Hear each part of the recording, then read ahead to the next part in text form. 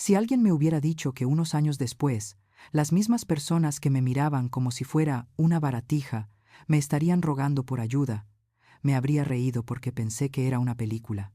Pero esto no es una película, esta es mi vida. Mi prometido me dejó, solo porque su madre dijo una frase. Esa chica no es digna de nuestra familia. Y lo más doloroso fue su silencio. Cuando conocí a Javier, pensé que me había sacado la lotería. Soy Laura, una chica normal que vive en un barrio tranquilo de Valencia. Mi padre es profesor de historia y siempre llega a casa con olor a tiza en la camisa. Mi madre trabaja como administrativa en un hospital público, y aunque se queja a menudo de estar cansada, sigue preparando la cena para la familia. No somos ricos, pero siempre tenemos suficiente comida, suficiente calor y suficientes risas. Javier es diferente. Era el tipo de hombre que entraba en una habitación, y todos se giraban a mirarlo. Camisa impecablemente planchada, reloj caro pero discreto, y una seguridad al hablar que denotaba confianza y seguridad en sí mismo. Su familia tenía una casa de fin de semana en la Costa Brava, era socio de un club de golf y conocía a algunos políticos locales. Era el tipo de riqueza que solo había visto antes en la televisión. Lo conocí en un evento comunitario organizado por la ciudad. Estaba parada incómodamente junto a la mesa del buffet, sin saber con quién hablar. Se acercó, me ayudó a recoger mi vaso que estaba a punto de caerse y sonrió. Parece que tú también odias los lugares concurridos como este, ¿verdad? Hablamos toda la noche. Por primera vez, pensé. Tal vez me merezco a alguien así. Hasta que conocí a su familia. Era la cena en la casa principal de las afueras. La llamaban Casa de la Familia, que sonaba como el nombre de una mansión de cuento de hadas. Las grandes verjas de hierro estaban abiertas, flanqueadas por árboles bien podados. Caminaba junto a Javier, con el corazón latiendo a 1000 por hora, y las palmas de las manos sudorosas. Su madre, doña Carmen, apareció en la puerta, besó cariñosamente a su hijo en la mejilla y luego se volvió hacia mí. Su mirada recorrió mis zapatos sencillos, luego el vestido que había elegido con esmero, y finalmente se detuvo en el bolso barato que había escogido deliberadamente porque parecía caro. Ella sonrió, pero la sonrisa no llegó a sus ojos. ¿Eres Laura? Encantada de conocerte. Su voz era dulce, pero fría. Durante la comida, me preguntó sobre el trabajo. ¿Dónde trabajas?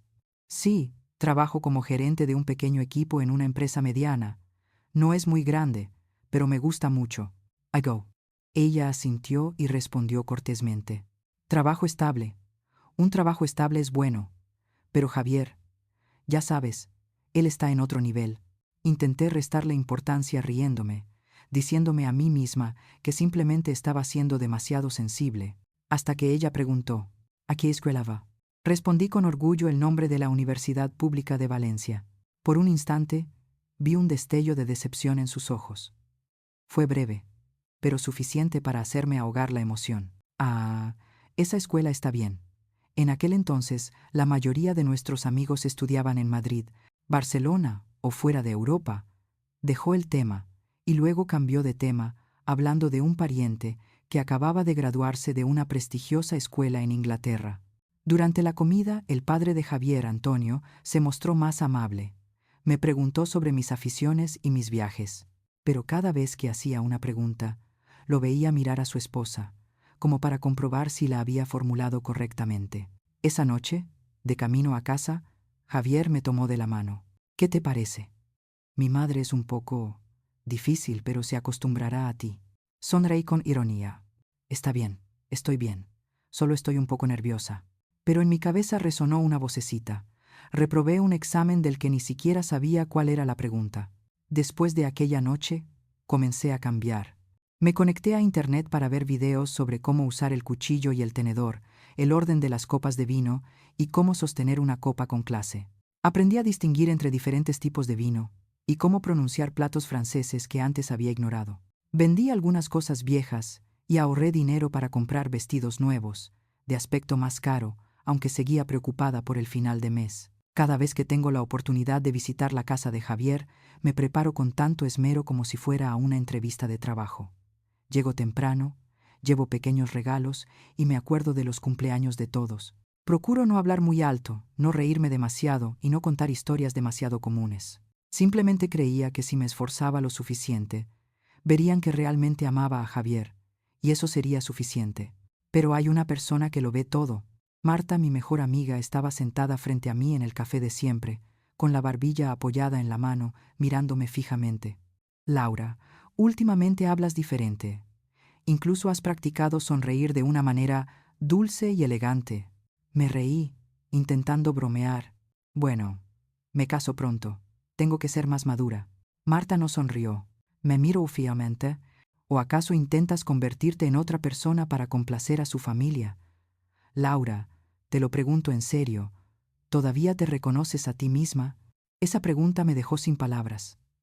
Evité su mirada. Bajé la vista hacia mi taza de café frío y susurré. Marta, no todos tienen la misma suerte que tú. Javier, es mi oportunidad de entrar en una vida mejor. Solo tengo que intentarlo un poco. Marta suspiró. Solo espero que intentarlo un poco no se convierta en desaparecer por completo.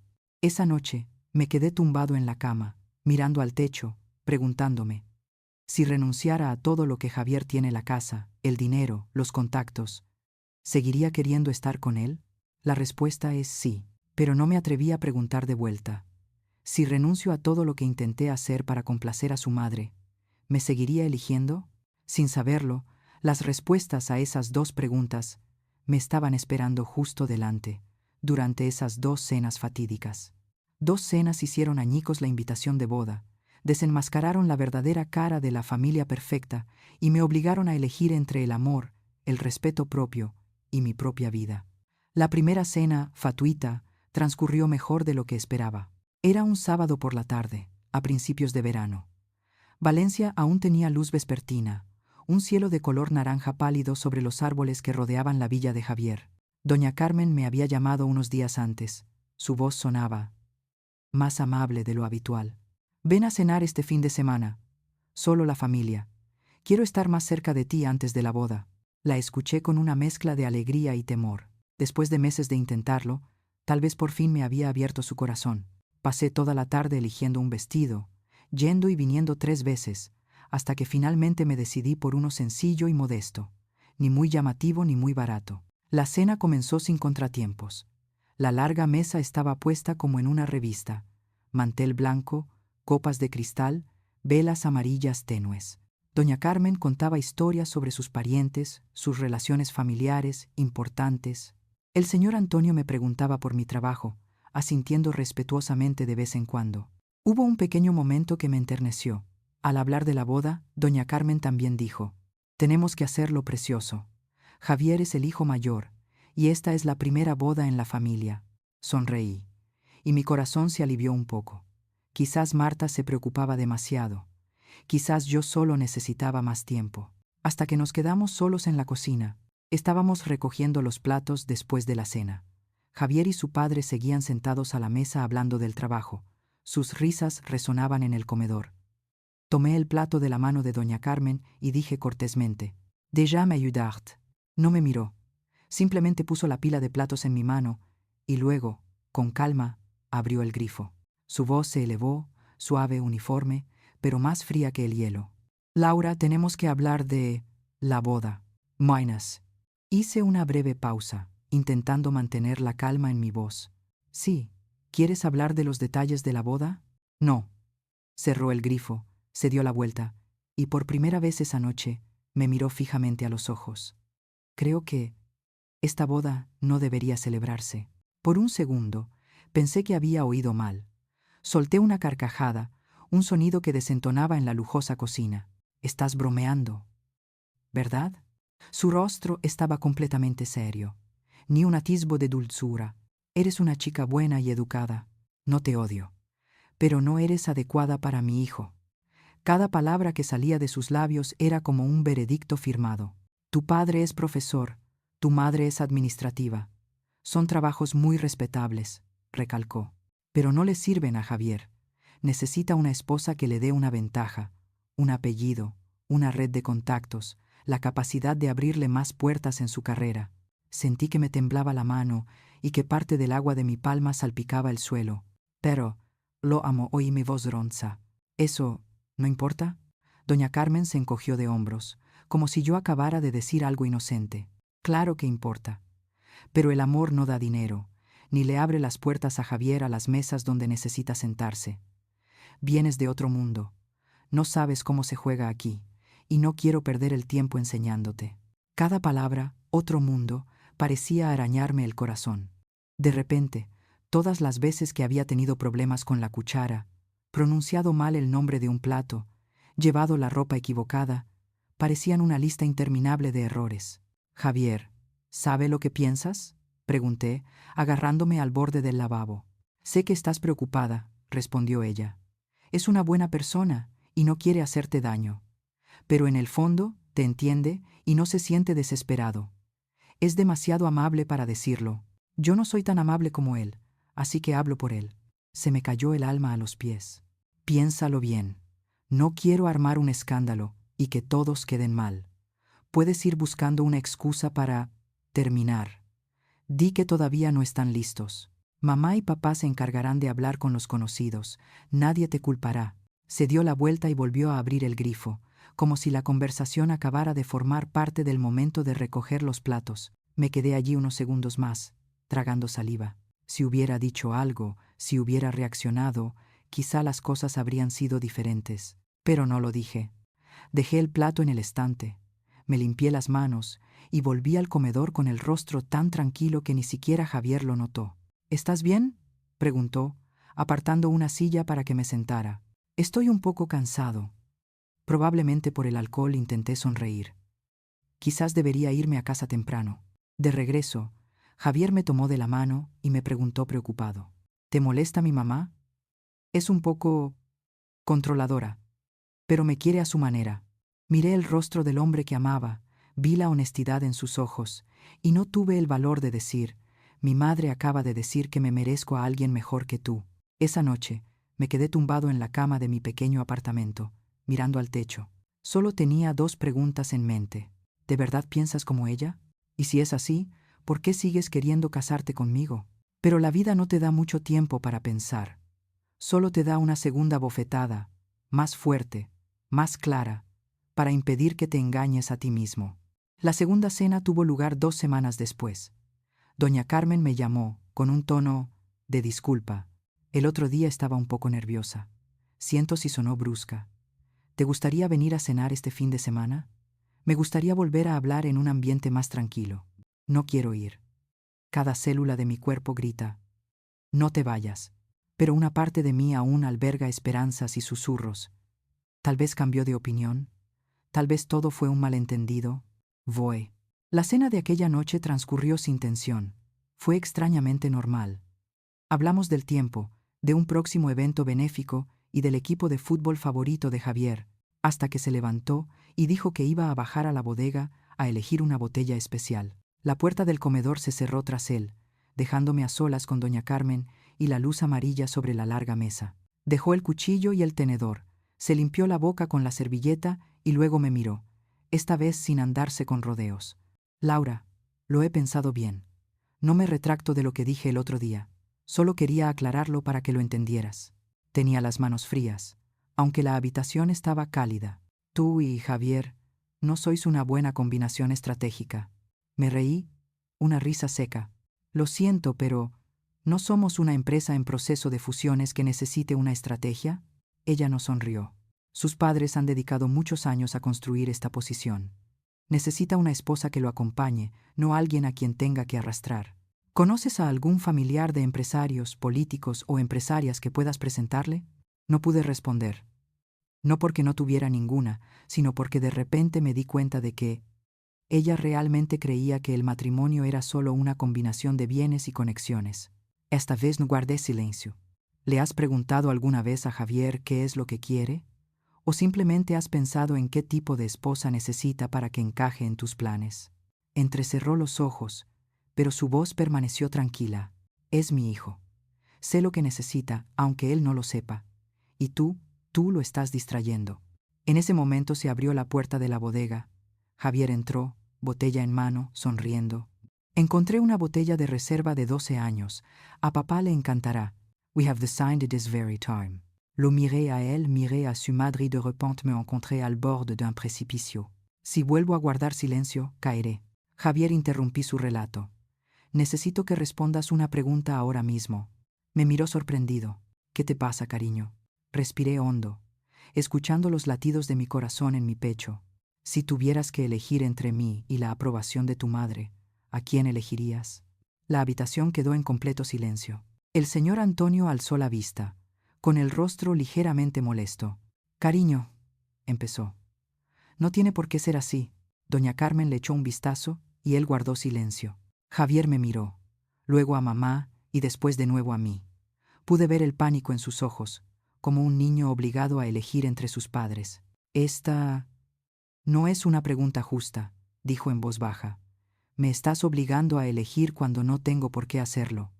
Mi madre solo está preocupada por mi futuro. ¿Qué futuro?, volví a preguntar. ¿Un futuro sin ti? Tragó saliva y se volvió hacia su madre. Mamá, amo a Laura.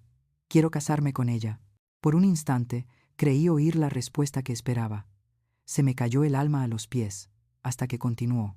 Pero tal vez tengas razón en que venimos de mundos diferentes. Hay cosas a las que Laura no está acostumbrada, presiones que no puede imaginar. Es como si alguien me hubiera echado encima un cubo de agua fría. Es decir, no soy lo suficientemente buena, susurré. No, no es eso, dijo apresuradamente. Es solo que quizá queramos cosas diferentes. No quiero que tengas que esforzarte tanto por mí. Mamá, solo dejé de escuchar. En mi cabeza solo resonaban dos palabras. Mamá tiene razón. Todas las noches que pasé sentada allí, aprendiendo a sostener una copa de vino, todas las veces que me contuve, todos los asentimientos y el tragarme las lágrimas, al final solo valieron una frase. Mamá, probablemente tengas razón. Me quité el anillo del dedo. Sentía el dedo anular ligero, pero el corazón me pesaba. Nadie dijo nada. El anillo cayó suavemente sobre la mesa de madera, quedando allí entre la costosa copa de vino y el mantel blanco como un punto final frío. Doña Carmen no pudo ocultar el alivio en sus ojos. El señor Antonio apartó la mirada, evitando mirarme. Javier extendió la mano como para agarrarlo, pero se detuvo en el aire y lo dejó caer sin fuerza. Me levanté, empujé la silla hacia atrás y el sonido de la silla raspando contra el suelo fue fuerte. Gracias por mostrarme dónde estoy, dije, con una voz extrañamente tranquila.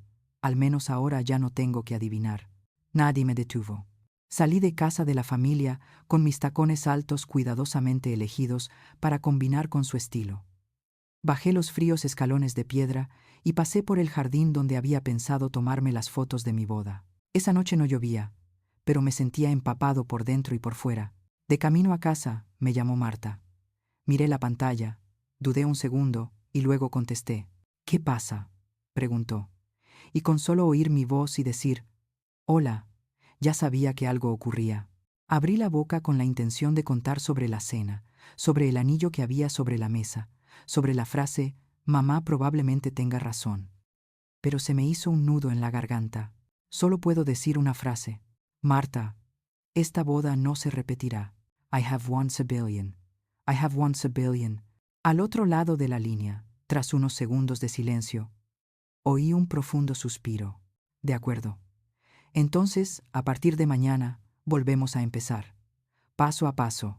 En aquel momento, ni siquiera entendía lo que significaba empezar de cero. Solo sabía que acababa de perder al hombre que amaba, el futuro que había imaginado, y que estaba a punto de enfrentarme a largos días cancelando reservas en restaurantes, cancelando vestidos de novia, dando explicaciones a familiares y amigos. Ni me imaginaba que aquellos días aparentemente destrozados serían la base de una vida diferente, una vida en la que ya no tendría que pedirle a nadie que me hiciera lo suficientemente valiosa. El primer mensaje que envié después de esa cena no fue para Javier, pero para el restaurante que reservó la boda. Necesito cancelar mi reserva. Me temblaban tanto los dedos que tuve que escribirlo 3 veces antes de poder enviarlo. Cada vez que pulsaba borrar o reescribir, me dolía el corazón, como si cada palabra destrozara la imagen de la boda que había atesorado durante todo un año. Luego al estudio de fotografía nupcial, luego a la floristería, luego a la pastelería. La misma pregunta siempre. ¿Estás seguro? Y cada vez que quiero gritar, no, No estoy segura de nada, solo sé que el hombre con el que iba a casarme no estaba de mi lado. Pero acabo de responder. Sí, estoy seguro. Mi voz sonaba extraña, como la de otra persona. Lo más difícil no fue cancelar la reserva en el restaurante, no fue perder el depósito. Lo más difícil es decírselo a tus padres. Esa noche regresé a casa, a Valencia, con la pequeña maleta que pensaba usar para nuestra luna de miel. Mi madre abrió la puerta, me vio y se quedó en silencio. ¿Y ya? ¿Qué te pasa? Intenté forzar una sonrisa, pero mis labios se tensaron. Ya no me voy a casar con Javier.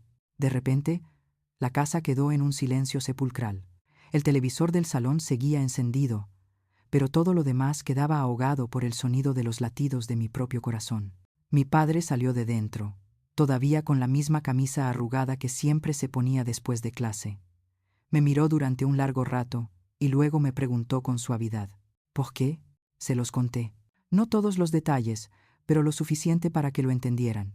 Las miradas de juicio, las palabras ocultas y desconocidas, la cena en la cocina.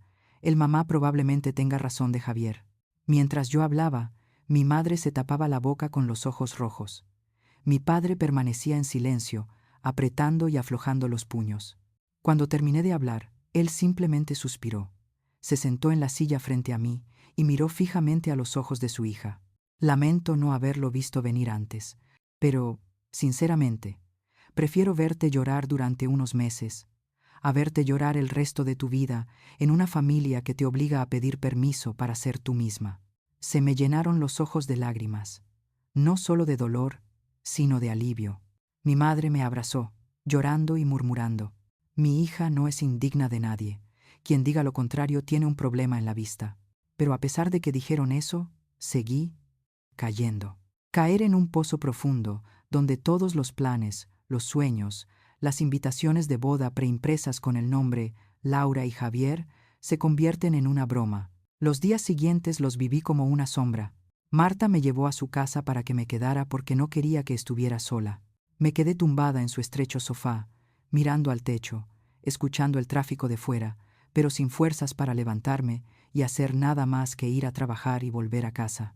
Cada vez que vibra mi teléfono, mi corazón da un vuelco, pero luego se calma cuando veo que es solo un correo electrónico del trabajo, una oferta de ascenso o un amigo preguntando cómo estoy. Javier no llamó. Ni un mensaje, ni una explicación. 3 años de relación, y el resultado final es silencio. Una tarde, Marta puso un vaso de agua sobre la mesa y se sentó a mi lado. Está bien, Laura. Puedes estar triste, puedes llorar, pero no puedes vivir en el sofá de otra persona para siempre. Me quedé mirando al techo. Yo misma cancelé mi boda, Marta. Todo el pueblo lo sabrá. La gente murmurará. Esa chica de clase media no pudo retener a un hombre rico. ¿Cómo puedes decirme que me levante? Ella sonrió levemente. Pues levántate tú primero. Mañana iremos a ver pisos. No puedo aceptar que te quedes tirado en mi sofá llamándolo nueva vida. Quise protestar. Pero al ver los ojos duros y preocupados de Marta, solo pude suspirar. ¿Dónde está el dinero del alquiler? ¿Cuánto perdí de la fianza de la boda? ¿Lo olvidaste? Entonces, alquila algo más pequeño, más feo, más lejos del centro. ¿A quién le importa? Lo principal es que será tu hogar. Tío, era un sábado ventoso. Vimos 4 apartamentos en un solo día. Uno era oscuro y olía a humedad. Otro era tan ruidoso que las ventanas vibraban al pasar el tren. En otro, el casero me miró de arriba abajo y me preguntó por mi salario como si me estuviera entrevistando para un puesto de trabajo. Para la quinta casa, estaba tan cansado que solo quería volver al sofá. Pero cuando se abrió la puerta, la luz inundó la habitación. El apartamento era pequeño, muy pequeño. Solo un dormitorio, un salón minúsculo junto a la cocina, con suelos de madera viejos y rayados. Las paredes se desconchaban en algunos sitios, pero tenía un pequeño balcón con vistas al cielo azul y se oía a los niños jugando en el patio de abajo. Ni cuadros, ni sofás, ni rastro de la vida perfecta, solo una caja de hormigón vacía, esperando ser llenada. El casero hablaba del alquiler, de la fianza. Yo escuchaba, haciendo cálculos mentales. Esa cantidad significaba que tenía que olvidarme de comprarme un vestido nuevo, olvidarme del viaje de mis sueños. Marta se giró. Sabes que no hay ascensor. Son 3 pisos.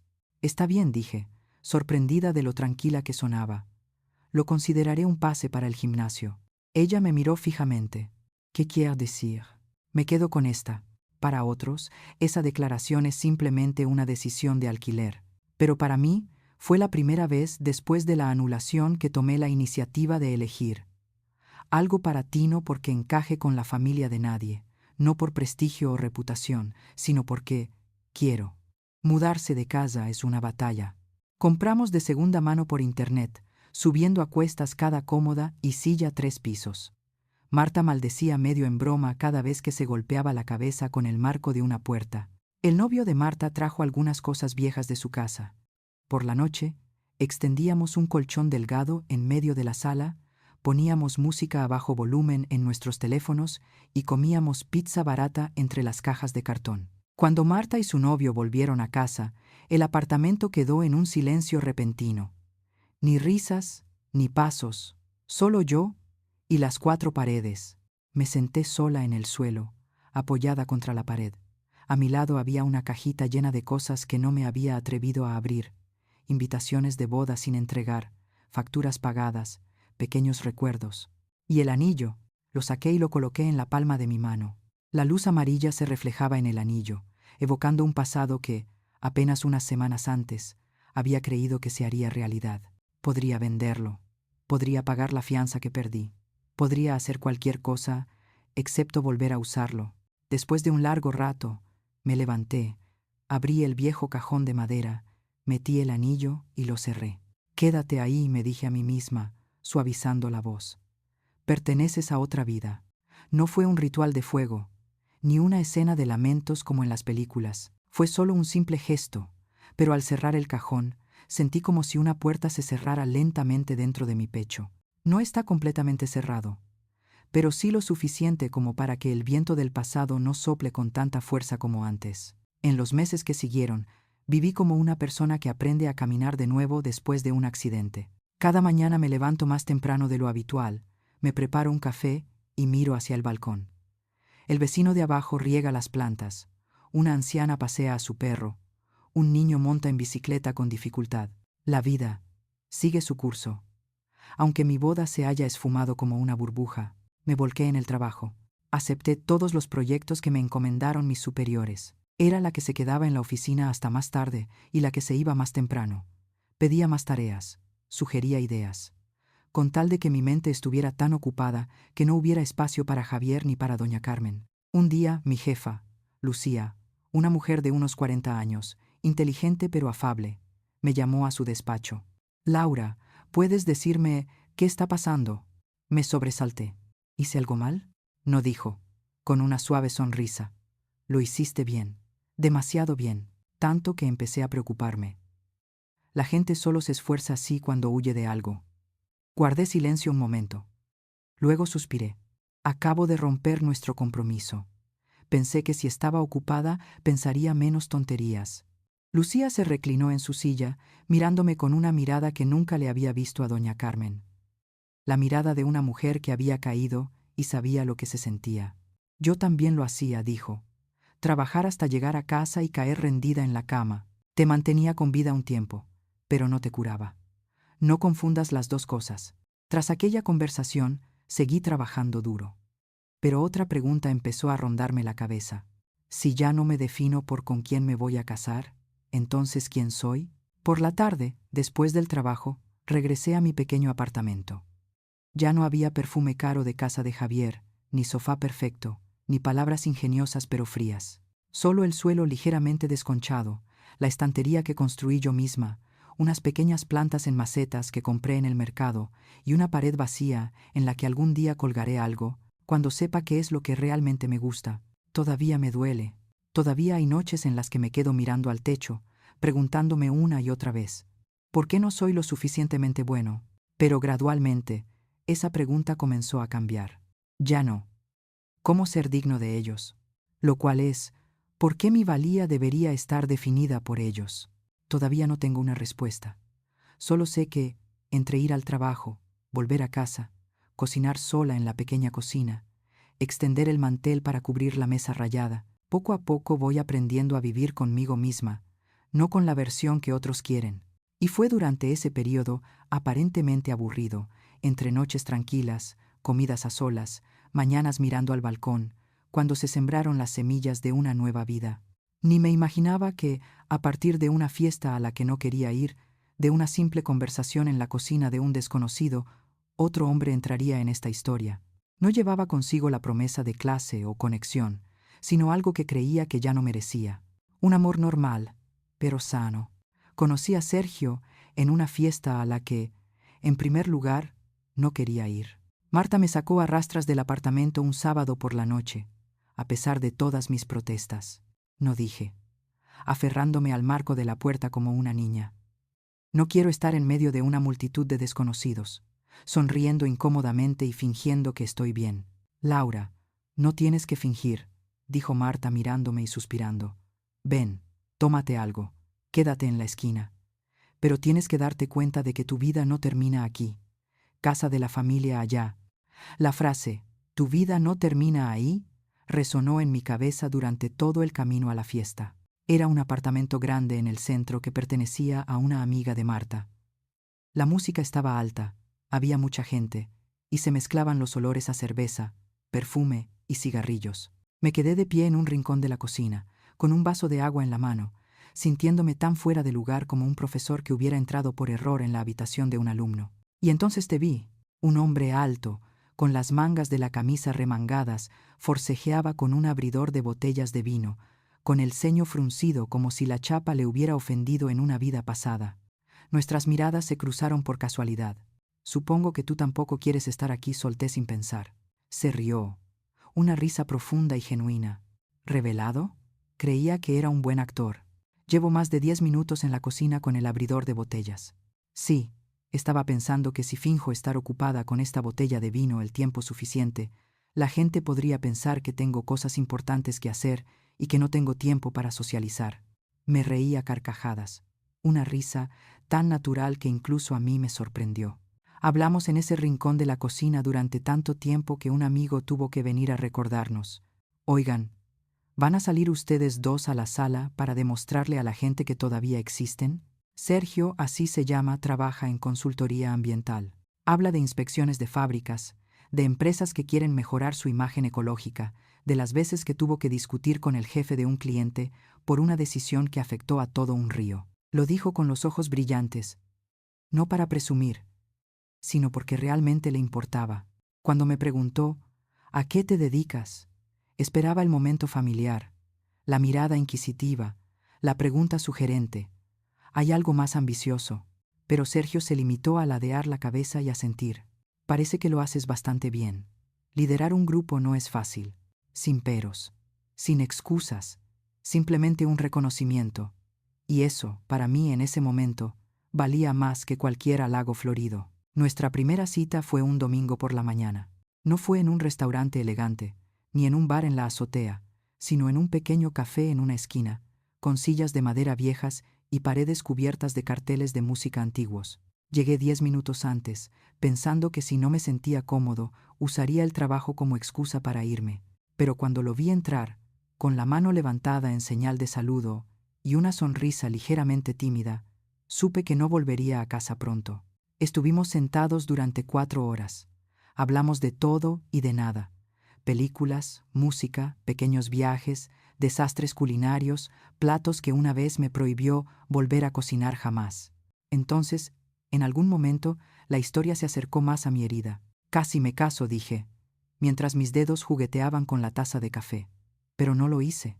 No preguntó, ¿por qué?, de inmediato. Simplemente asintió. Guardó silencio un momento y luego preguntó en voz baja, «¿Duele, verdad?». Sonreí, una sonrisa irónica. Me dolió tanto que pensé que nunca volvería a ser normal. «Pero estás aquí», señaló el suelo de baldosas. «Eso significa que sobreviviste a ese dolor. ¿Te das cuenta?». Nunca esperé que un hombre, al que solo conocía por segunda vez, me dijera exactamente lo que necesitaba oír. Le di la versión corta. La diferencia de clase, las miradas de reprobación, el mamá probablemente tenga razón, el anillo sobre la mesa. No mencioné el nombre, no mencioné la dirección, no mencioné la Costa Brava ni casa de la familia. No hizo más preguntas, no me tomó el pelo. No preguntó, ¿qué pasa? No me dijo que lo olvidara. Simplemente suspiró. Suena como una pesadilla envuelta en papel de regalo de lujo. It's problem to get her. Me reí. Pero esta vez ya no había una puñalada escondida tras mi sonrisa. Claro que no todo con Sergio fue perfecto desde el principio. Cargaba con una maleta llena de equipaje invisible. Miedo, dudas y la sombra de una futura suegra que había destrozado mi autoestima. Una noche, después de unos meses de noviazgo, cenamos en mi pequeño apartamento. Sergio miró a su alrededor y se rió. Creo que si mi madre te viera viviendo así, volvería a entrar en pánico. Me quedé paralizado. Sabía que bromeaba. Había dicho que su madre era tradicional y muy preocupada, pero las palabras «su madre» y «pánico» desencadenaron una cadena de recuerdos que había intentado guardar en el cajón junto con el anillo. De repente guardé silencio. Sergio se dio cuenta inmediatamente. «Lo siento». ¿Dije algo malo? Negué con la cabeza y sonreí levemente. Está bien. Pero durante el resto de la comida solo hablé en frases cortas, evitando el contacto visual.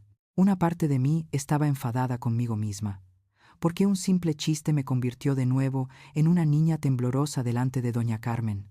Esa noche, cuando él llegó a casa, yo estaba de pie en la cocina, con las manos sobre el fregadero, respirando profundamente como alguien que intenta expulsar el agua de sus pulmones después de casi ahogarse. Poco después, sonó el teléfono. Soy Sergio. Videollamada. Dudé unos segundos antes de coger el teléfono. Me miró, sin andarse con rodeos. Veo que toqué donde no debía. Lo siento. Pero no quería dejarlo así. ¿Podrías decirme qué es para no volver a pisarlo? Miré su rostro en la pantalla, sincero, preocupado, vulnerable, y por primera vez intenté algo que nunca antes había hecho con Javier. Fui honesta sobre lo que sentía. Le hablé de doña Carmen sin mencionar su nombre, de las palabras pequeñas pero dolorosas, de cómo cada palabra sobre madre solía estar asociada con la sensación de ser medida, juzgada. Escuchó de principio a fin, sin interrumpir. Solo quiero decirte una cosa, dijo finalmente. Puede que mi madre esté preocupada, que sea obstinada, que sea un poco chapada a la antigua, pero si algún día te empequeñece para que encajes en la imagen que tiene en mente, te apoyaré, no por romanticismo, sino porque así es la vida. Nuestro no es el proyecto político de nadie. La frase «estaré a tu lado» me emocionó profundamente. No porque fuera la frase perfecta, sino porque sé lo que se siente cuando el hombre que amas te abandona. No lo son, mantente de tu lado. Esta vez quiero creer, pero también me prometo a mí mismo. Si llega ese día y no cumples tu palabra, no me quedaré otros 3 años solo para esperar a que vuelva a oír las palabras «Mamá probablemente tiene razón». Unos 4 meses después, mi vida profesional dio un giro inesperado. Lucía me llamó a la habitación y puso una carta delante de mí. Esta es una oferta oficial. El puesto de alto nivel que mencionó la última vez. Mis ojos recorrieron la nueva cifra salarial. Tuve que leerla 3 veces para creer que era real. ¿Estás seguro de que no lo enviaron por error? Lucía se rió. Nadie envió el dinero equivocado. Fuiste tú. Ahora tómalo. I have grade 1. Salí al aparcamiento con la sensación de haberme quitado mi armadura arañada y ponerme otra. No una que me hubiera dado otra persona, sino una que había comprado con mis propias heridas y esfuerzos. La primera persona a la que llamé fue a Marta. Gritó tan fuerte al teléfono que tuve que apartarlo. La segunda persona a la que llamé fue Sergio. Estaba esperando esta llamada, dijo con una voz extrañamente alegre. ¿Contestaste? Por supuesto que acepto, sonreí, con los ojos ardiendo. Si me niego, Lucía probablemente me matará. Esta noche te recojo. Sin discusiones. Vamos a celebrar. Esa noche me llevó a un pequeño restaurante cuyo dueño conocía. No era elegante ni estaba abarrotado, pero la comida estaba tan deliciosa que tuve que cerrar los ojos para disfrutarla. ¿Sabes qué?, dijo levantando su copa. Estoy más orgulloso de ti que cuando recibí mi último aumento. ¿En serio? Sonreí y negué con la cabeza. No uses los logros de otras personas para alimentar tu ego. It's videos. No, de verdad. Solo quiero recordarte, que te hayan abandonado no significa que debas esforzarte por tener éxito. Eres bueno porque eres bueno. No tienen derecho a involucrar sus nombres en esta historia. Esa afirmación fue como una aguja que pinchaba la bola de culpa que llevaba dentro. Durante todo este tiempo, una parte de mí había creído que intentaba demostrarle algo a Javier, a su madre, a todos los que alguna vez pensaron que no era suficiente. Pero aquella noche, al ver la sonrisa de Sergio, al oír el tintineo de las copas, me di cuenta. Lo hago por mí misma, y por la gente que no me obligó a pedir permiso para existir. Mi vida empezó a tener nuevos hábitos. Mensajes de buenos días de Sergio a primera hora de la mañana, comidas con compañeros sin tener que mirar el móvil a escondidas esperando a que alguien me diera permiso, tardes de vuelta a mi pequeño apartamento, sustituyendo poco a poco la ropa vieja por cosas que realmente me gustan y no por cosas que quedan bien con su familia. Un fin de semana, Sergio llegó a casa con una caja de cartón grande. ¿Qué es esto?, me pregunté. Primer paso en mi plan para rescatar mi espalda de ese viejo sofá. Instalamos una estantería nueva, una mesita y, sí, un sofá que ya no amenazaba con desplomarse cuando alguien se sentaba. Mientras lo hacíamos, se quejaba de que las instrucciones eran solo imágenes, sin texto ni lógica. Me reí hasta que me dolió el estómago. Si en casa de Javier siempre me sentía como si estuviera actuando en una obra dirigida por doña Carmen, aquí, en este pequeño apartamento, con este hombre, podía divertirme sin peligro. Empiezo a creer que el pasado ha quedado atrás. Hasta que un día, el pasado entró directamente en el restaurante donde estábamos sentados, con tacones altos, una chaqueta elegante, y pronunció mi nombre con una voz tan dulce como la miel. Era la noche del cumpleaños de Sergio. Elegí un restaurante de precio medio, no de esos sitios de lujo donde te registras, sino uno que él había dicho que le gustaba. Buena comida, dueños amables y música a un volumen razonable. Nos estábamos riendo de una historia que contó sobre un compañero de trabajo, cuando de repente sentí que el ambiente en la habitación cambiaba. No es que hubiera silencio, simplemente hacía frío. Una voz muy familiar habló justo detrás de mí. «Laura, ¿eres tú?» Se me erizó la piel antes de que mi cabeza pudiera procesar quién era. Me doy la vuelta. Doña Carmen estaba allí de pie. El pelo seguía perfecto, la misma chaqueta a medida. Esos ojos. Los mismos ojos que me habían mirado como si fuera un proyecto fallido. Pero hoy había algo más en sus ojos. Evaluación, curiosidad y algo parecido a medición. «Ay, Dios mío, eres tú», exclamó riendo, con su voz resonando en la habitación. «¿Cuánto tiempo sin verte? Estás muy bien». Por un instante, todo a mi alrededor se volvió borroso. El tintineo de los cuchillos y tenedores, las voces, la música de fondo. Lo único que podía oír eran los latidos de mi corazón en mi pecho. Sergio me miró y luego se levantó cortésmente. Me presenté con la garganta seca. «Este es Sergio, mi novio. Esta es la madre del hombre con el que casi me casé». Doing for dater, doing for dater, doing for dater, and for my tea. Doña Carmen hizo una pausa por un segundo al escuchar la palabra novio, pero luego su sonrisa se ensanchó. «Mucho gusto, Sergio. Laura es una chica simpática. Nos caía bien». Una vez, escuché la palabra con claridad, aunque la pronunció en voz baja. Entonces se volvió hacia mí, con una voz dulce como si le preguntara a una pariente. «Me enteré de que te ascendieron. Felicidades. ¿Ahora eres gerente senior? En el...» «Ah, sí. ¿El Departamento de Proyectos Internacionales?» Me quedé atónito. ¿Cómo sabía tantos detalles? Cargo, departamento, incluso la hora exacta. Intenté mantener la calma en mi voz. «Gracias. No recuerdo habértelo dicho». «Ay».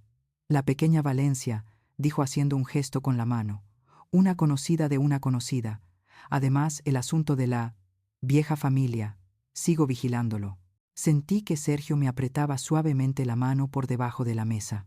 Añadió algunos cumplidos más, elogiando la comida, el ambiente y diciendo que Laura siempre sabe elegir un buen asiento, y luego regresó a su mesa. Pero la cena se arruinó. Me pusieron el plato principal delante, pero no pude masticarlo. Sergio permaneció callado durante un largo rato, esperando a que yo hablara primero. Finalmente, respiré hondo. Ella sabía que me habían ascendido.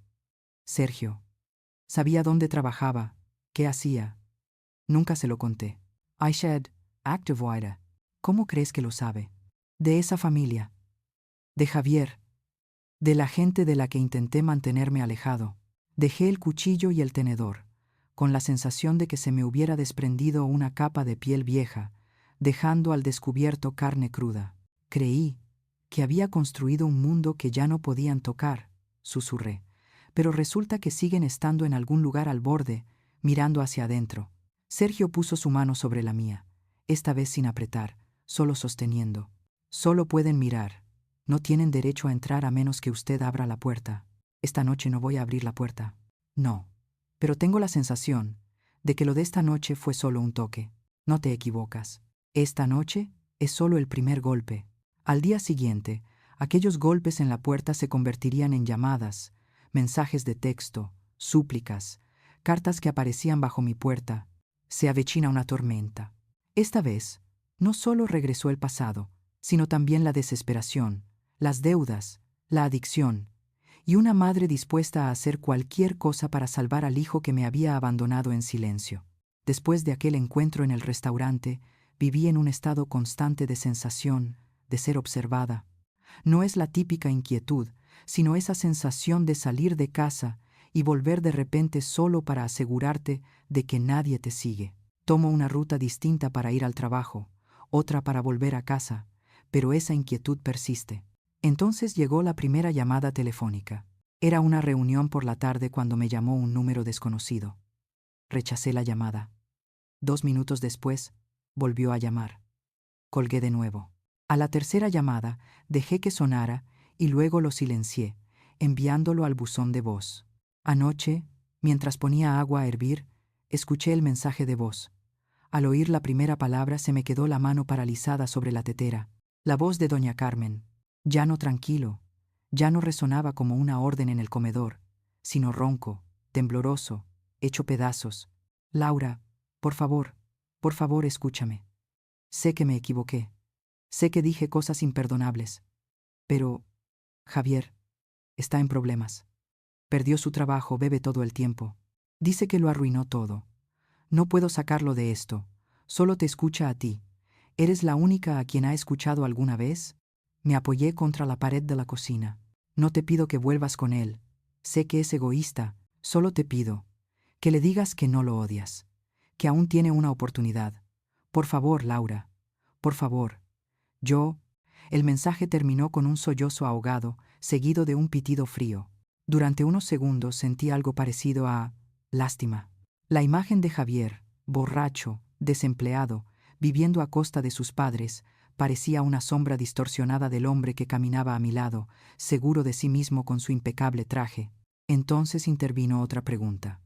Si él hubiera estado a mi lado aquel día, ¿serían las cosas diferentes ahora? Inmediatamente deseché ese pensamiento.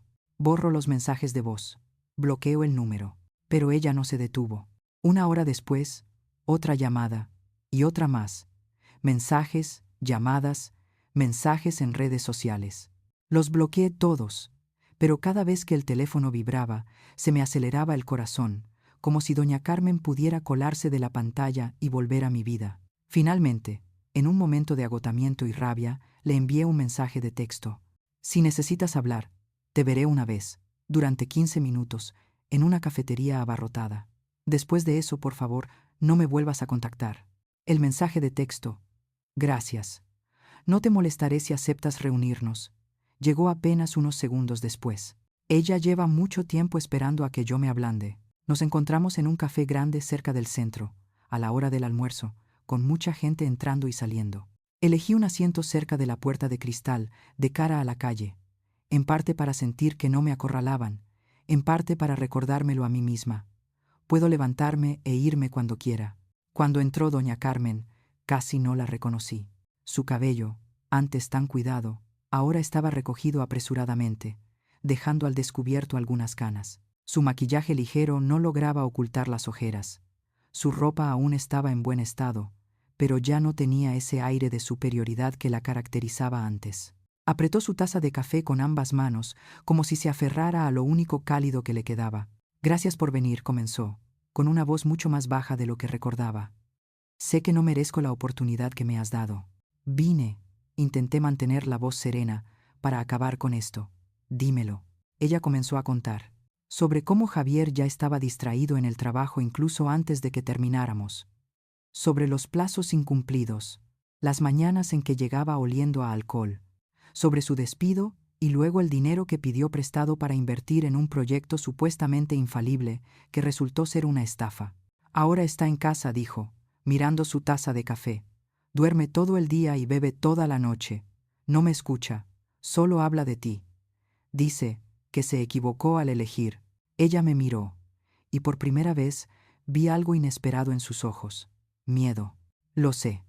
Fui yo quien te alejó de su vida, dijo. Creí que estaba protegiendo su futuro.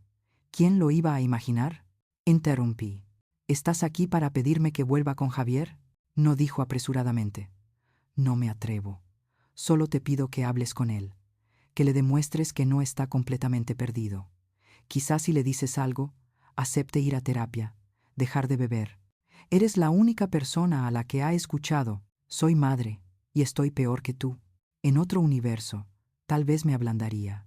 Tal vez recordaría las sonrisas de Javier, sus abrazos, los planes que hicimos, y pensaría que le debía una oportunidad. Pero ese universo no es aquel en el que me senté sola en el comedor de su familia. Me quité el anillo y lo coloqué sobre la mesa, en el silencio de toda la familia. Respiré hondo. Permítanme decirlo claramente una vez. Escuchen atentamente. Min Buddha, 18. Doña Carmen alzó la cabeza, con los ojos fijos en los ojos. No soy psiquiatra, no soy un centro de rehabilitación. No hago milagros. Soy la ex de Javier, alguien a quien él no eligió. Sus decisiones posteriores son su responsabilidad, la de tu familia, la del sistema que construiste a su alrededor. No la mía. Él la temblaba. Pero, ¿no sientes ningún remordimiento? Si no hubiera ido, tal vez no se habría derrumbado así. No, le interrumpí. Si no te hubiera hecho caso, si le hubieras dejado hacerse responsable de su propia vida desde el principio, quizá habría aprendido a levantarse cuando se cae. Rompí la relación porque me estaba protegiendo. No me arrepiento. Su rostro palideció. Eres más cruel de lo que pensaba, susurró. La crueldad es hacer que una joven se quede sola en la mesa familiar y escuche cómo la juzgan por su pasado. La miré fijamente a los ojos, y luego, unos años después, decirle que asuma la responsabilidad de las consecuencias que otros se han buscado. Me levanté y puse el dinero del café sobre la mesa. Espero que Javier reciba ayuda profesional. Si de verdad amas a tu hijo, usa esa energía para encontrar un buen médico, un buen grupo de apoyo. No la uses para perseguir a su ex. Me di la vuelta, sin mirar atrás. De camino a casa, llamé a Sergio. Contestó al primer tono. ¿Estás bien? Bien, respondí, sorprendida al darme cuenta de que estaba diciendo la verdad. Hoy simplemente dije no a algo a lo que antes habría dicho déjame intentarlo. Entonces estoy orgulloso de ti, respondió. Así de simple. Pensé que después de esa reunión, doña Carmen se daría por vencida. Me equivoqué. Unos días después, al llegar a casa del trabajo, encontré un sobre cuidadosamente colocado en la puerta de mi casa. No tenía nombre, solo Laura escrito con una letra clara y redonda. Supe de quién era incluso antes de abrirlo. La carta tenía casi 4 páginas, escritas con tinta azul y con una caligrafía cuidada. Comenzaba con disculpas y la admisión de que me equivoqué al juzgarte por tus antecedentes. Pero cuanto más leía, más se desviaba el tono en otra dirección. ¿No lo ves? Después de que te fuiste, todo empezó a desmoronarse. Tú fuiste quien lo sostuvo durante un tiempo. Cuando te fuiste, perdió el equilibrio. Aunque no fuera tu intención, tu decisión también contribuyó a su caída. Como ser humano, a veces tienes que ser responsable de las personas que una vez amaste. Me senté en mi silla, con la carta temblando en mi mano. Eso no es una disculpa, es una acusación disfrazada de arrepentimiento. Tomé fotos de cada página. Se las envié a Marta, se las envié a Sergio, y luego se las envié a otra persona. Elena, mi amiga de la universidad, ahora abogada. Elena devolvió la llamada casi de inmediato. Escucha. De ahora en adelante, todo lo que te envíe, cada vez que aparezca, anótalo. Correos electrónicos, mensajes de texto, cartas, fotos, no los borres, no respondas. Si la situación se complica, Necesitarás pruebas. ¿Y la orden de alejamiento? Pregunté. ¿Puedo conseguir una? Es posible, respondió Elena. Pero tienes que estar preparada. Ir a juicio, reunirte con ellos de nuevo, contarles todo delante del juez. Y mientras tanto, saben que los estás demandando. Eso podría enfurecerlos aún más. No digo que no lo hagas, solo digo, piensa bien el momento. Le di las gracias, colgué y miré a mi alrededor en mi pequeño apartamento. Por primera vez, ya no era un refugio seguro. Solo pensar en alguien parado afuera de mi puerta, metiendo mi correo a la fuerza, escuchando cada uno de mis pasos, me daba escalofríos. Pero la cosa no termina ahí. Una tarde salí de la empresa y estaba buscando las llaves de mi coche cuando oí una voz familiar. Laura. Doña Carmen estaba apoyada en mi coche, con un expediente en brazos.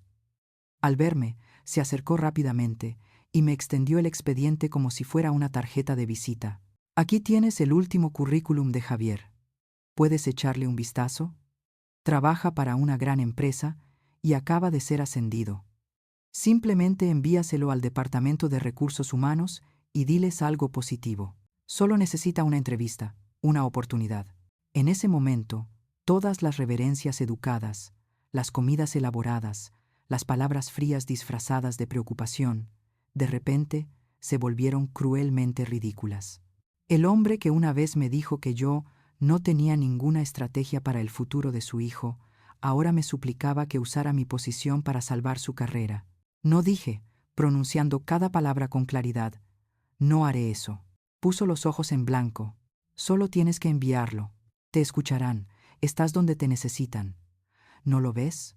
Puedes devolverles algo de lo que tomaste. No le quité nada a Javier. Solo me fui para salvarme, respondí, sintiéndome extrañamente tranquila.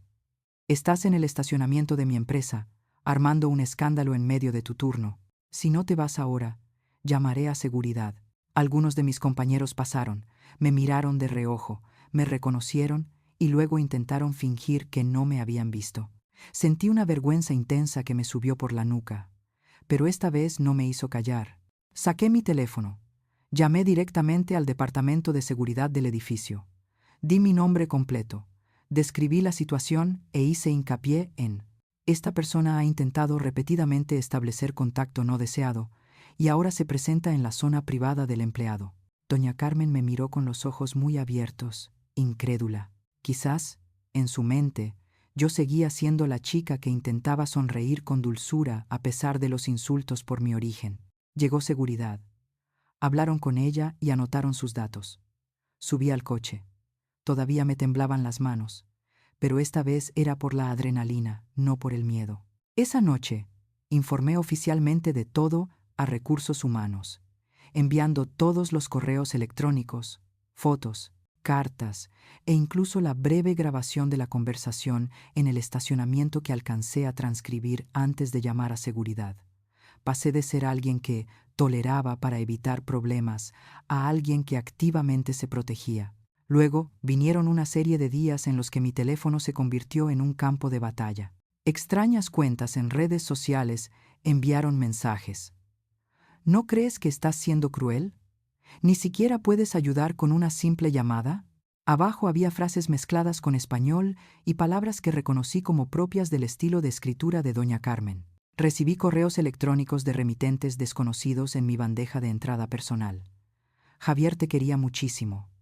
¿De verdad duermes tranquila sabiendo que se está autodestruyendo? Mi hermano Javier, que me envió algunos mensajes de disculpa después de que rompiéramos, también me escribió: mi hermano no está bien. Lo siento mucho por mamá. Si necesitas que hable con ella, lo haré, pero entiendo si prefieres cortar el contacto. Respondí brevemente. Lo corté. Y espero que tu familia respete esa decisión. Entonces también lo bloqueé, no porque hubiera hecho nada malo, sino porque, como dijo Elena, cada canal de comunicación es una puerta. Y yo tenía demasiadas puertas que cerrar con llave. Una tarde, Sergio, Marta y yo nos sentamos alrededor de una mesita en mi apartamento, rodeados de papeles, capturas de pantalla y cartas. Esto ya no es un simple problema, dijo Marta, tamborileando con los dedos sobre la mesa. Esto es acoso. Sergio asintió. No quiero que esperes a que ella o Javier hagan algo realmente peligroso antes de actuar. Miré la pila de papeles.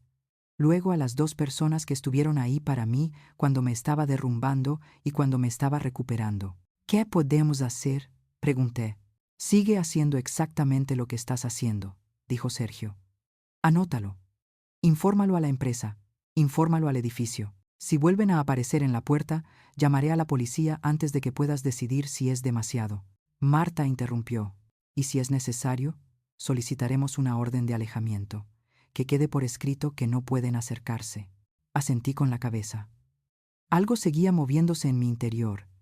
El miedo a armar un escándalo, la obsesión de no causar problemas que se me había implantado en la cabeza desde mis días en casa de Javier. Pero esta vez, tengo a mi lado gente que no tiene miedo de molestarme cuando se trata de protegerme. Entonces, extrañamente, todo quedó en silencio. 1 semana, 2 semanas, 3 semanas. Ni llamadas, ni cartas, ni correos electrónicos extraños. Empecé a relajar los hombros, a dormir más profundamente, y ya no me despertaba en mitad de la noche por los pasos en el pasillo. Una tarde, Sergio y yo estábamos cenando pasta, escuchando música suave, hablando de un pequeño viaje a la playa que queríamos hacer cuando... ¡Boom! ¡Boom! ¡Boom! Los golpes fueron tan fuertes que el marco de la puerta tembló. Me quedé paralizada. Todo mi cuerpo parecía arrastrado de vuelta a otra noche. La noche en que salí de casa de la familia, con las manos vacías y el corazón apesadumbrado. Sergio dejó el tenedor y se puso de pie, pidiendo silencio. Caminó hacia la puerta y miró por la mirilla. Su rostro se tensó.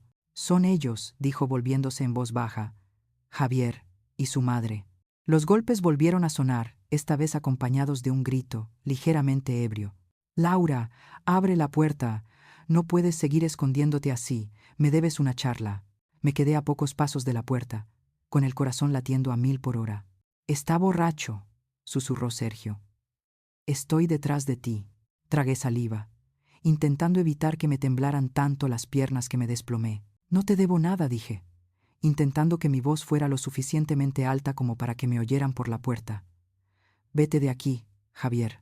«Solo 5 minutos», gritó. «Llevamos 3 años enamorados, ¿y no puedes darme ni 5 minutos? ¿Te crees tan importante?». La voz de doña Carmen interrumpió, más aguda, más insistente. «Solo queremos hablar como adultos, Laura. ¿No crees que está mal? ¿Vas a dejar que muera lentamente por el alcohol?». Sergio lo dijo lo suficientemente alto para que ambos lo oyeran. «Si ustedes dos no se van ahora mismo, llamaré a la policía». Hubo una pausa. Luego, la risa seca de Javier. «Ah, con razón. Tienes a otra persona. Y rápido. Puedes reemplazarme fácilmente». Esas palabras resonaron en un lugar que creía sanado. Pero antes de que la vieja culpa pudiera resurgir, me recordé a mí misma. No estuvo presente cuando lloré en el sofá de otra persona. No estuvo presente cuando tuve que devolver mi vestido de novia. Guardó silencio. Fue su decisión. «Estás borracho», Javier le respondí. «Necesitas un médico, terapia, un grupo de apoyo. No me necesitas a mí. Yo no soy la cura para tus malas decisiones». Doña Carmen cambió de nuevo de tono, esta vez al de una madre afligida. «Se está autodestruyendo, Laura. ¿No sientes ninguna responsabilidad? Eres la única que lo ha mejorado». No dije, cada palabra como un clavo en la puerta. No soy responsable de cómo otras personas manejan sus vidas. Ya lo he dejado claro. Si sigues así, la próxima vez no hablaré a través de la puerta. Dejaré que hable la policía. En ese momento, la voz de Javier cambió. Menos borracho, más desesperación desnuda. «Sabes, aquel día, cuando pusiste el anillo sobre la mesa, quise correr tras de ti. Quise decirle a mi madre que se callara, pero no lo hice. Fui una cobarde. Te dejé ir porque pensé que mi madre sabía lo que me convenía, y mira dónde estoy ahora». Algo golpeó la pared, tal vez un puño, tal vez su cabeza. «Sé que ya no tienes ninguna obligación conmigo», dijo con la respiración agitada. Solo quiero que sepas que tenías razón, en todo, sobre mi madre, sobre mi familia, sobre tu partida. Tú te salvaste, yo no. Eso es todo». Hubo unos segundos de silencio. Entonces doña Carmen, incapaz de soportarlo más, estalló. «Lo dices como si fuera mi culpa. Solo quiero lo mejor para ti». «No, quiero lo mejor para ti. Mamá, espetó Javier. Querías una foto perfecta para presumir ante tus amigos. Y ahora mira, ¿dónde está esa foto? Estás aquí, frente a la casa de la exnovia de tu hijo, rogándole a una chica a la que una vez dijiste que no valía la pena, que ayude a tu hijo a conseguir un trabajo. ¿No te parece ridículo?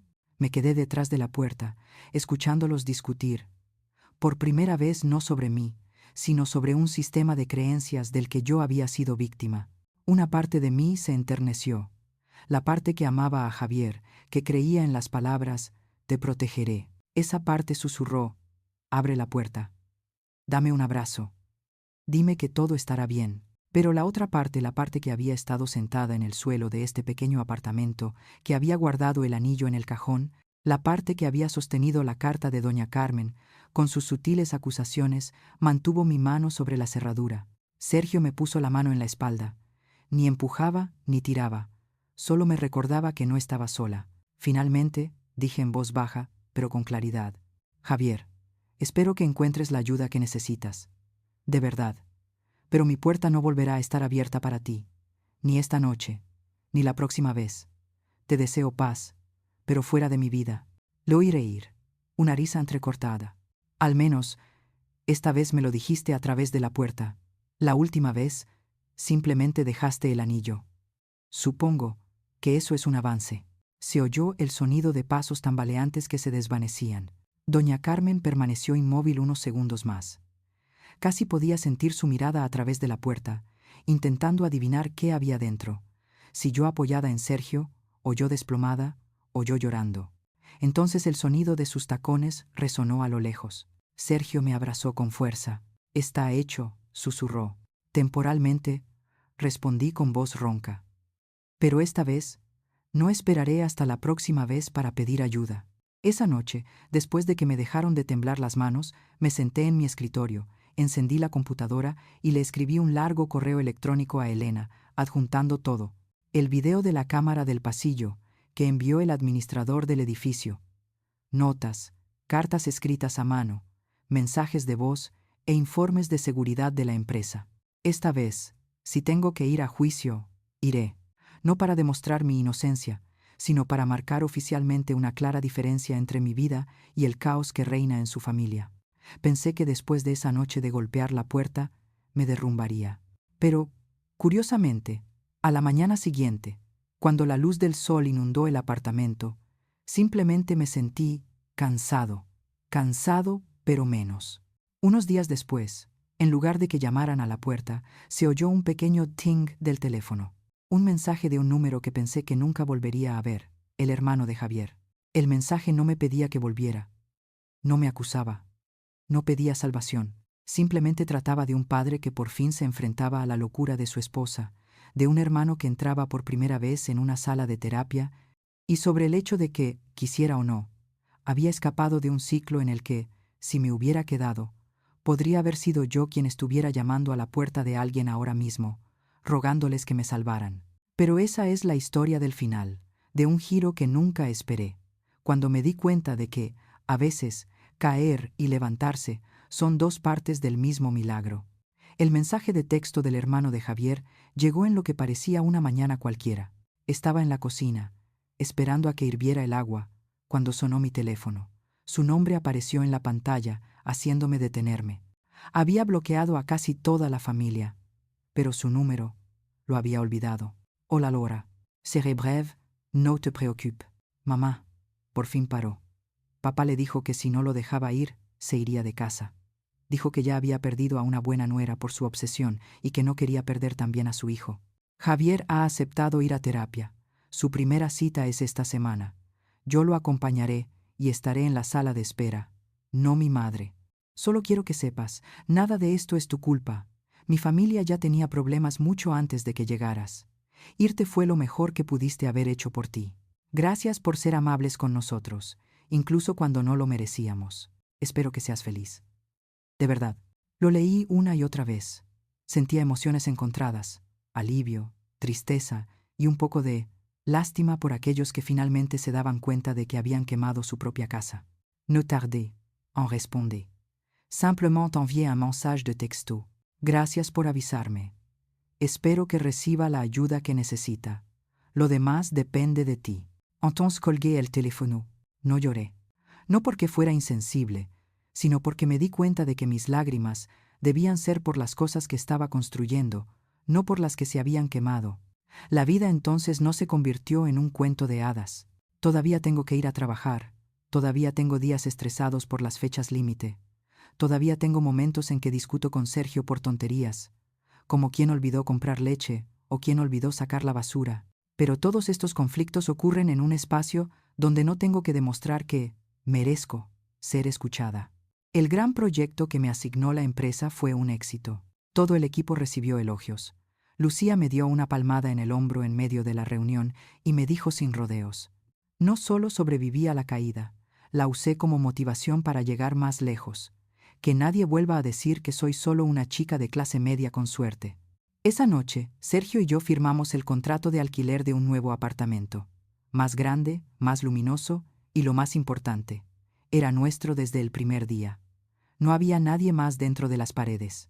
El día de la mudanza, nos enredamos con las cajas, discutiendo sobre dónde colocar el sofá, hacia dónde orientar la cama. Marta estaba sentada en medio del salón, con una botella de vino en la mano, sonriendo. Me gusta este sitio. No pretende ser elegante, es simplemente perfecto para ti. Por la noche, cuando todos se habían ido a casa, nos sentamos en el suelo entre las cajas sin abrir, comiendo bocadillos. La nueva habitación resonaba con nuestras risas, el ruido de los coches de fuera y el tintineo de las copas. Miré a mi alrededor y vi algo que nunca antes había estado en ningún espacio que perteneciera a Javier. Paz. No se trata del silencio tenso del no digas ni hagas nada malo, sino de la tranquilidad de saber que si derramas un vaso de agua, simplemente tienes que limpiarlo. Nadie lo usa como medida de su valía. La propuesta se produjo en una noche perfectamente normal, sin velas, sin restaurante, sin atardeceres coloridos. Un simple lavabo lleno de espuma de jabón, 2 personas turnándose para lavar y enjuagar. Me estaba remangando, refunfuñando. La próxima vez, quien cocine lavará los platos. Esto de hacerlo juntos suena romántico, pero es agotador. Sergio se rió a mis espaldas. De acuerdo. Entonces tú cocinarás el resto de tu vida y yo lavaré el resto de la mía. Tú es Brandon. Me giré para replicar, pero lo vi allí de pie con una expresión ligeramente más seria de lo habitual. ¿Por qué me miras como si tuvieras malas noticias? Entrecerré los ojos. No son malas noticias, dijo, negando con la cabeza. Solo estaba pensando. Si algún día tuviéramos una gran pelea, quizá por una tontería como una cuchara perdida, aún así querría terminar el día lavando los platos contigo. En el mismo fregadero, en la misma cocina, se secó las manos con una toalla, rebuscó en el bolsillo y sacó una cajita. Mi corazón latía de forma diferente a como lo hacía antes. No era la sensación de por fin ser digno de alguien, sino la de reencontrarme con un viejo amigo en un nuevo hito importante. Laura, dijo él, abriendo la caja. Dentro había un anillo sencillo, no del tipo ostentoso y caro, sino del tipo para usar a diario. ¿Quieres convertir oficialmente estas sesiones de lavado de platos en una relación para toda la vida? No había público, ni ninguna futura suegra allí, para juzgar mi respuesta. Solo él, yo y una bañera llena de burbujas. Sí, dije sin pensar. Pero recuerda, si ensucias demasiado en el futuro, me reservo el derecho de hacerte lavar los platos tú solo durante 3 días seguidos. Él sonrió, me puso el anillo en el dedo y me besó la frente muy suavemente, sin alardes ni grandilocuencia. Pero esta vez lo sé. No voy a entregar mi mano a un apellido, a una familia, a una estrategia. Se lo doy a un humano. Conocer a los padres de Sergio fue una pequeña prueba que me puso el universo, como una confirmación de que, efectivamente, había salido del viejo círculo vicioso. Vivían en un pequeño pueblo a 1 hora en coche de Valencia. La casa no era grande, pero olía a pan recién horneado, madera vieja y ropa secándose al sol. Su madre me abrazó nada más entrar por la puerta. ¿Eres Laura? Pasa, pasa. Se me quemó un poco el pastel. No se lo digas a los vecinos. Pensarán que soy la mujer perfecta. And over her vintages this sea. Esa broma sutil derribó todas mis defensas. No había cubiertos variados, ni copas de vino adecuadas, ni preguntas sobre mi universidad o el trabajo de mis padres. Me preguntaron si era vegetariana, si tenía alguna alergia y si la comida me parecía demasiado salada. Cuando la historia tocó el tema de la ruptura del compromiso, conté una parte, sin evitarlo ni añadir detalles innecesarios. El padre de Sergio, un tío algo barrigón, que a menudo contaba chistes malos, asintió. Sí, existen familias ricas que son pobres en amor. Bueno, eso es bueno para ti. No tienes que ir allí para averiguarlo. Su madre puso su mano sobre la mía. ¿Sabes? Hay gente que llama mediocres a otros solo porque no son tan ricos como ellos. Pero la verdadera mediocridad consiste en empequeñecer a los demás para poder sentirse uno mismo más grande. Sentí un nudo en la garganta. Por una vez, la palabra madre de un amante no me hizo querer encogerme. De regreso, Sergio preguntó, ¿qué opina? Miré por la ventana. Las luces de la calle pasaban como comas que separan capítulos. Siento que finalmente elegí la familia correcta a la que unirme. Nuestra boda será pequeña. Unas 40 personas, en un jardín de las afueras, con guirnaldas de luces, mesas de madera y probablemente más risas que susurros de admiración. Marta fue dama de honor y maestra de ceremonias. Mi madre guardó todos los recibos, pero esta vez era para asegurarse de que no gastara de más, no para enviárselos a la familia del novio. Seguimos discutiendo sobre el presupuesto, sobre la lista de invitados, pero toda discusión termina con una pregunta. ¿Esto nos hace más felices? ¿O es solo por el bien de los demás? Si la respuesta es la segunda, la descartamos. Así de simple.